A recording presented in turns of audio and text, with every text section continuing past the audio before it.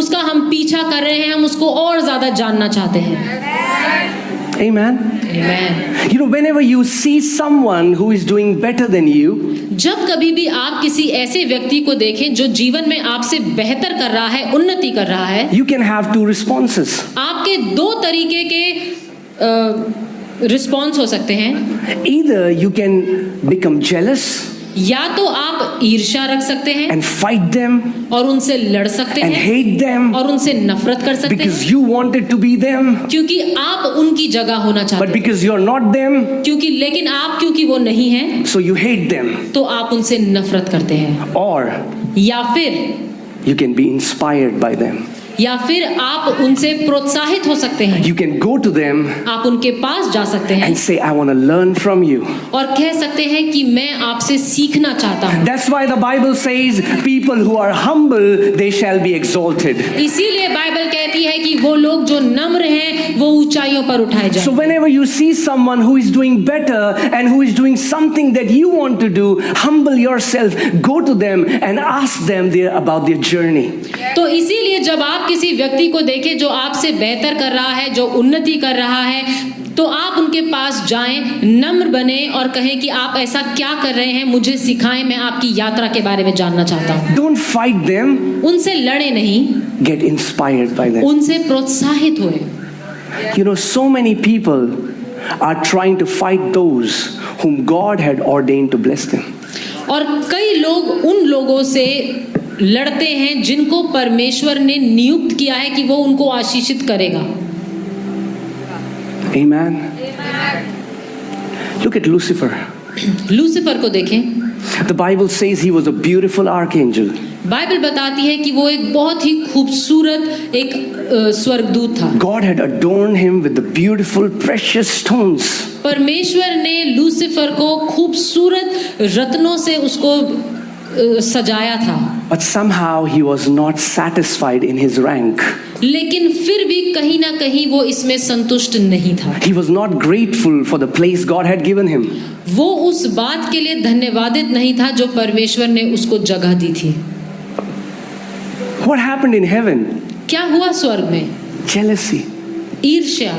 He got jealous of God. वो परमेश्वर से जलन रखने लगा, ईर्ष्या करने लगा। And he said, I want to be like him. और उसने कहा कि मैं परमेश्वर की तरह बनना चाहता हूँ। And jealousy gave birth to hatred and bitterness. और उस ईर्ष्या ने नफरत को जन्म दिया। And once who was a creation of God became the enemy of God. और वो जो एक समय परमेश्वर की सृष्टि था, वो परमेश्वर का दुश्मन बन गया। What if he would have humbled himself and be grateful? क्या होता यदि वो अपने आप को नम्र करता और धन्यवादित होता जो परमेश्वर ने उसको जिस तरीके से रचा था उसको। But see, that's what jealousy does. लेकिन यही है जो ईर्ष्या करती है। If you'll allow jealousy in your heart, यदि आप अपने हृदय में ईर्ष्या को जगह देंगे, you will start hating those who should be your role models. आप उन लोगों से नफरत करने लगेंगे जिन लोगों से आप सीख सकते हैं। Don't fight the hands God has ordained to bless you. उन हाथों से नफरत ना करें, उनसे लड़े ना जिनको परमेश्वर ने आपके जीवन में रखा है कि उनके द्वारा आपको आशीषित कर सके। Look at the story of Abel and Cain. हाबिल और केन की कहानी को देखें। Both brought an offering to God. दोनों परमेश्वर के लिए एक भेंट लेकर आए। The Bible says God received Abel's offering, but God rejected Cain's offering. Bible बताती है कि परमेश्वर ने हाबिल की भेंट को स्वीकार किया और केन की जो भेंट थी उसका इनकार किया। And our Father is not unjust. और हमारा पिता अन्यायी नहीं है। So he told Cain. उसने केन से कहा, He said, Cain, उसने कहा केन, sin is waiting for you at the door. पाप तेरे लिए दरवाजे पर इंतजार कर रहा है, But you should subdue it. लेकिन तू उस पर प्रभुता कर। And Cain, if you will do what is right, will you not be accepted? और केन, यदि तू सही करे तो क्या तू ग्रहण नहीं किया जाएगा? That means there was a right way to offer to God.